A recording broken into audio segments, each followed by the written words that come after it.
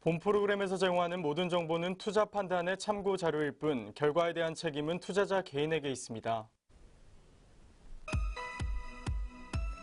네, 안녕하세요. 목요일 특징주를 잡아라의 김유미입니다. 어제 코스피 시장은 외국인과 기관의 매수세에 7거래일 만에 2,100선을 회복을 했습니다. 코스닥 시장 같은 경우에는 약보합권으로 마무리를 했지만 700선을 지켜냈는데요. 한편 미국의 주요 3대 지수는 간밤에 이 제롬 파월 연준 의장이 이런 이야기를 했죠. 기준금리가 중립 수준에 근접을 했다라는 발언을 하면서 일제히 상승 마감했습니다. 다우지수는 2.5%, S&P 지수는 2.3%, 그리고 기술주 중심의 나스닥 지수는 2.95% 급등세로 마감을 했습니다. 네, 이런 상황 가운데 오늘 우리 시장 어떨지 또 어떤 종목들 주목해야 할지 특징주를 잡아라와 함께 하시기 바랍니다. 먼저 이 시각 양장시장 지수 흐름부터 체크하겠습니다. 네, 먼저 코스피 시장 보겠습니다. 오늘 코스피 시장, 코스닥 시장, 양장 시장 모두 빨간불로 현재 거래가 되고 있습니다.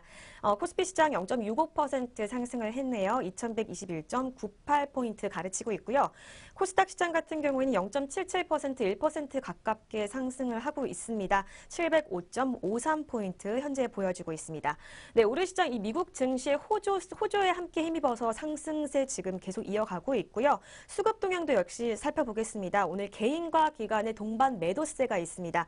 개인이 1,580억 원, 기관이 172억 원 물량들 팔아내고 있는데 이렇게 물량들 팔아내도 외국인이 1,798억 원 물량들 사들이면서 지수 상승에 견인하고 있는 모습을 보여주고 있습니다.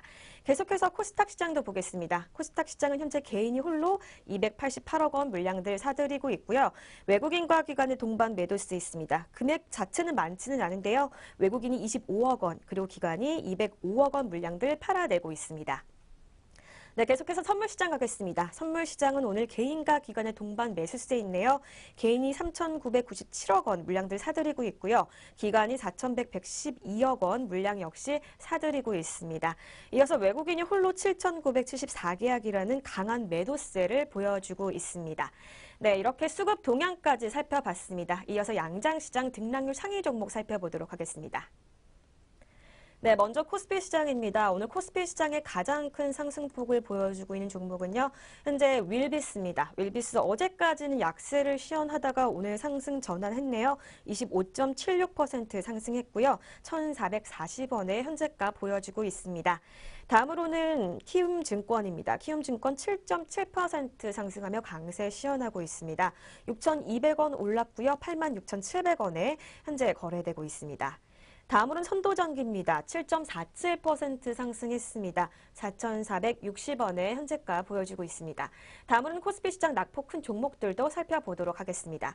오늘 낙폭 가장 컸던 종목은 흥국화재 우선주인데요. 430원 떨어졌습니다. 6,640원에 현재가 보여지고 있고요. 다음으로는 휠라코리아입니다. 이틀 연속 현재 약세를 시연을 하고 있는데요. 5.98% 하락했습니다. 3,300원 떨어진 51,900원의 현재가 보여주고 있습니다.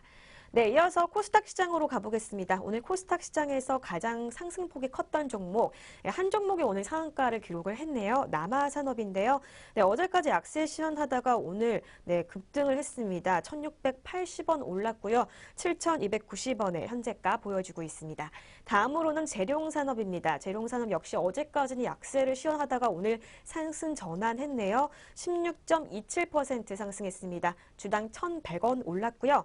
7,870원에 현재가 보여지고 있습니다. 마지막으로 APTC입니다. 15.53%라는 급등세를 보였습니다. 800원 올랐고요. 5,950원을 가르치고 있습니다. 다음은 코스닥 시장 낙폭 큰 종목들로 살펴보겠습니다. 오늘 가장 큰 낙폭을 보여줬던 종목은 지스마트 글로벌입니다. 이틀 연속으로 약세를 시연하고 있는데요. 260원 떨어졌습니다. 9.83% 하락했고요. 2,385원 현재가 가르쳐주고 있습니다. 네, 계속해서 크리스탈 신소재입니다. 8.7% 하락했습니다. 주당 120원 떨어졌고요. 1,255원에 현재가 가르치고 있습니다. 네, 마지막으로 한양 디지텍 보겠습니다. 7.32% 하락했네요. 150원 떨어진 3,480원에 현재가 가르치고 있습니다. 네, 이렇게 양장시장 등락률 상위 종목 살펴봤습니다. 이어서 아시아 증시 짚어보도록 하겠습니다. 어제 아시아 증시는 대략적으로 다 상승세를 보였습니다. 중국 증시 먼저 이번 주말에 있을 주요 20개국 정상회담에서 이 미국과 중국 간의 발언들로 인해서 이 미중 무역 전쟁이 완화 기대감에 상승 마감했죠. 1.05% 상승한 2601.74에 거래를 마쳤고요. 홍콩 증시 역시 1% 넘는 상승세를 보였습니다. 그렇다면 이 시각 아시아 주요 증시 어떨지 지수 흐름 체크해 보겠습니다. 네, 먼저 일본 니케이 지수부터 살펴보도록 하겠습니다. 네, 오늘 일본 니케이 지수 역시 빨간불로 거래가 되고 있네요. 0.69% 상승했고요. 153.12포인트 올랐습니다. 22,322.8.28로 현재 흐름 보여주고 있고요. 다음으로는 상해 종합지수 살펴보도록 하겠습니다. 상해 종합지수도 오늘 1% 넘게 급등을 했네요. 1.05% 상승했고요. 2,601.74포인트 현재 가르치고 있습니다. 네, 마지막으로 대만 가권지수도 보겠습니다. 대만 가권지수 역시 1% 가까운 상승세 보이고 있습니다. 0.74% 올랐고요. 9,957.41포인트 가리키고 있습니다. 네, 이렇게 오전장 아시아 증시까지 살펴봤습니다. 저는 이슈엔 종목 시간으로 돌아오겠습니다.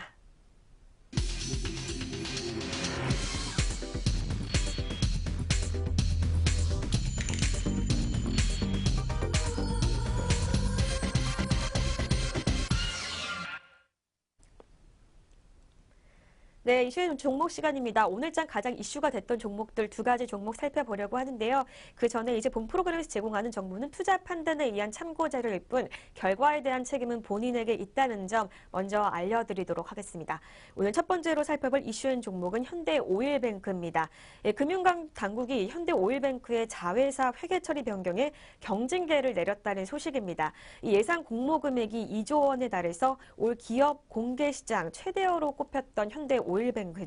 약 3개월 동안 이 발목을 잡았던 감리 절차가 마무리가 됐는데요. 이에 따라 상장 작업에 재시동에 걸 예정입니다. 이 금융위원 산하 증권선물위원회는 28일 날 정례 회의를 열었는데요. 이 자회사 현대쉘 베이스 오일을 종속 기업으로 분류하다가 이 관계 기업으로 바꾼 현대오일뱅크에 5단계 징계 중 가장 낮은 주의 조치를 내리기로 의결을 했습니다. 이 증권 발행에 지장이 없는 제재 수위인데 금융당국은 자발적인 사업보고서 정정은 제재 감경 사유가 된다는 점을 반영해서 이 현대오일뱅크에 경징계를 내린 것으로 전해졌습니다. 현대쉘 베이스 오일은 2012년 이 현대오일뱅크가 글로벌 에너지 업체 쉘과 합작한 윤활기유 제조 업체죠. 이 상장 준비 과정에서 쉘과 공동으로 내린 의사결정이 있어서 공동 지배력이 있다고 판단해 지난 6월이죠. 이 정정 공시를 통해 관계 기업으로 변경을 했습니다. 가장 큰 변수였던 이 회계감리가 경징계로 마무리가 되면서 현대오일뱅크는 일시 중단됐던 상장 작업에 다시 속도를 붙일 수 있게 됐습니다. 이 회사는 8월 이 한국거래소로부터 상장 예비심사 승인을 받고 이 증시 입성을 노렸지만 현재 금융당국의 회계감리로 일정이 지연됐었는데요.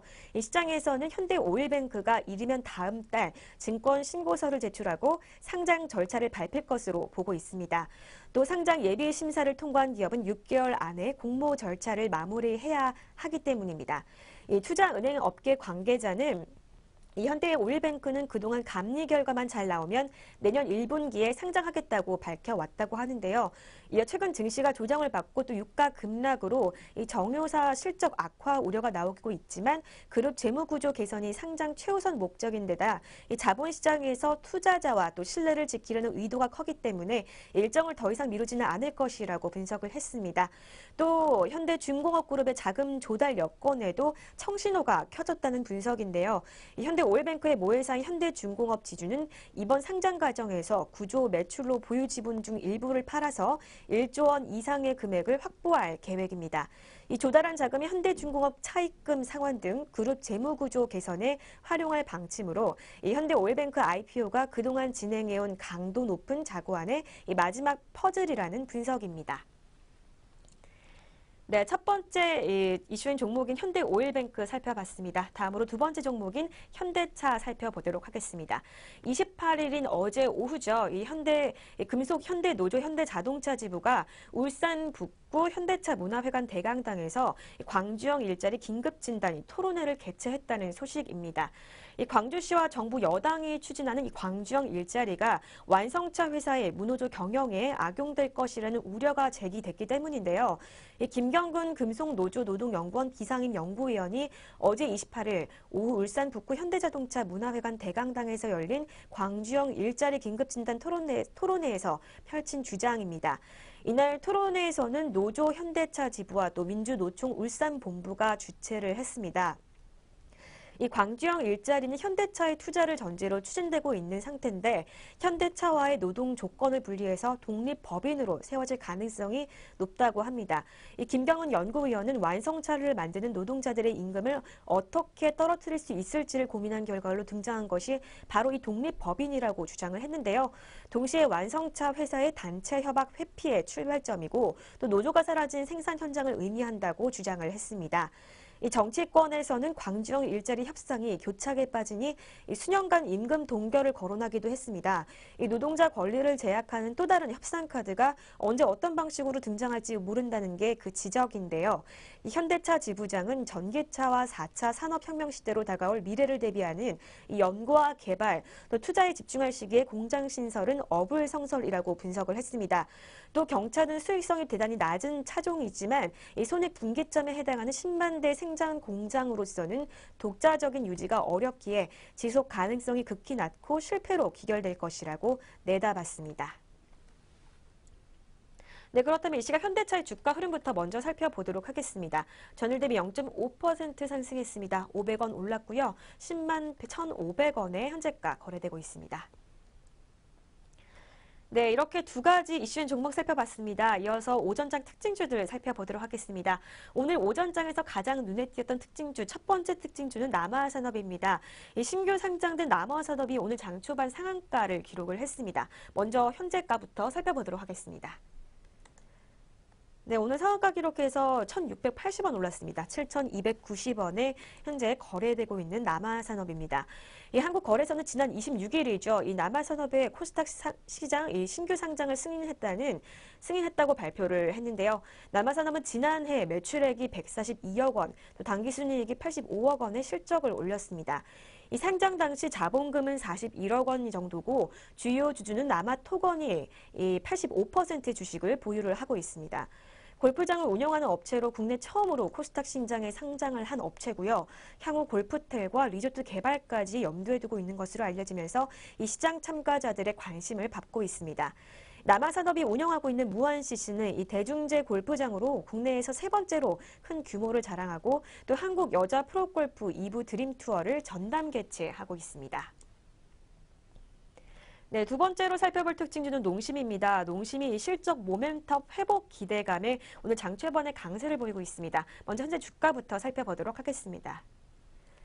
네, 농심입니다. 전일 대비 현재 파란불로 거래가 되고 있네요. 1.38% 하락했고요.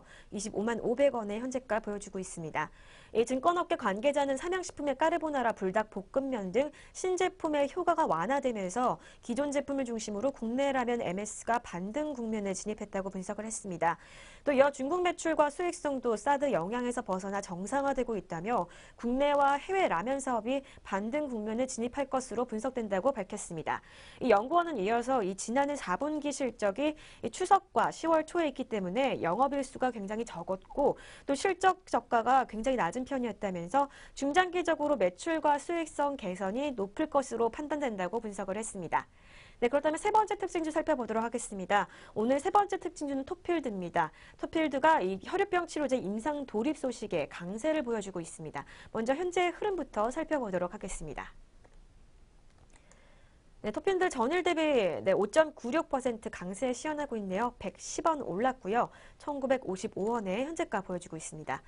네, 오늘 토필드는 미국과 영국에서 전임상을 마친 유전자 제조합형 혈우병 신약치료제에 대한 임상 3상을 시작한다고 발표를 했죠. 이 토필드는 혈우병 신약치료제 임상시험을 위해서 자회사인 넥스바이오와 미국 임상수탁기관 파렉셀 총 3자 간의 업무 협약을 체결했다고 발표를 했습니다. 파렉셀의 사전 절차에 따라서 별도의 1상과 2상 없이 3상부터 함께 진행될 예정이고요. 중국과 태국에서 국내 국제 임상에 돌입할 계획입니다. 네, 네 번째로 살펴볼 특징주는 녹십자입니다. 이 KF 투자증권이 오늘 29일이죠. 녹십자에 대해서 혈액 제제와 백신 사업이 4분기 실적을 주도할 것이라는 분석을 내놨습니다. 그렇다면 이 시각 녹십자의 주가 흐름부터 살펴보도록 하겠습니다. 네, 녹십자입니다. 전일 대비 0.70% 상승했네요. 1,000원 올랐고요. 14만 3천 원의 현재가 보여주고 있습니다. 녹십자는 4분기 매출이 2,962억 원, 그리고 영업이익은 90억 원을 기록할 것으로 전망했는데요. 전년 동기 대비 매출과 영업이익이 각각 6.3%, 그리고 400% 증가한다는 전망치입니다. 연구원은 핵심 사업부인 혈액 제제는 국내보다 수출에서 높은 성장이 시현될 것이라고 분석을 했고요. 지난 3분기 도입 상품 공급 부족으로 저조한 실적을 보였던 국내 백신 사업부는 공급 정상화와 더불어서 이 시장의 부진을 극복할 것이라고 분석을 했습니다. 또 증권업계 관계자는 이 녹십자의 미국 시장 진출 시도에도 주목을 했는데요. 지난 9월이죠. 이 미국의 FDA로부터 제조 공정에 대한 자료 보완 요청을 받아 승인이 지연이 됐던 이 면역 글로불린은 이 보완 서류를 제출하고 6개월 뒤에 결과를 확인할 수 있다고 합니다. 네, 그렇다면 다음 5번째 특징주 살펴보도록 하겠습니다. 5번째로 살펴볼 특징주는 이원 다이오 에그노믹스입니다.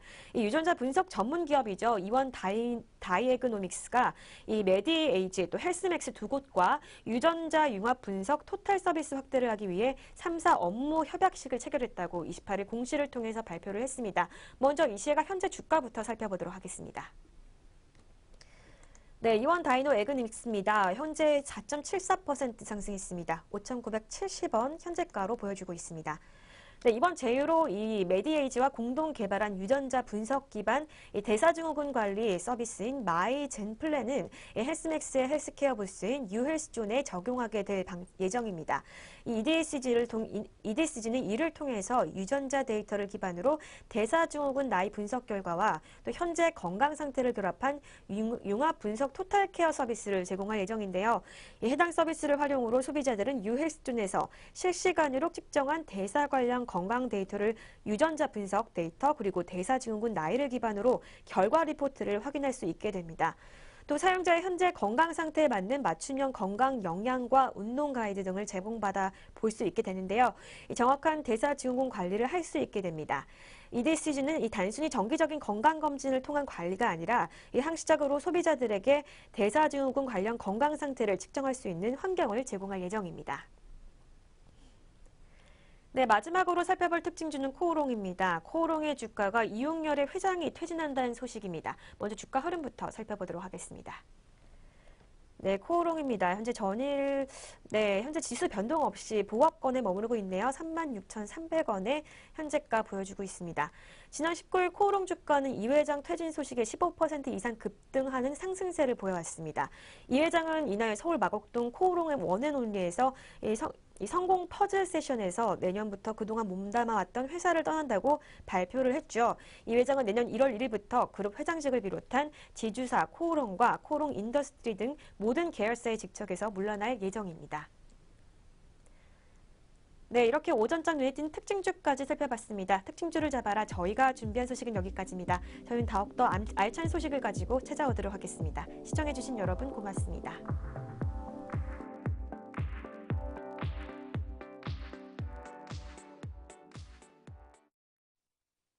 본 프로그램에서 제공하는 모든 정보는 투자 판단의 참고 자료일 뿐 결과에 대한 책임은 투자자 개인에게 있습니다.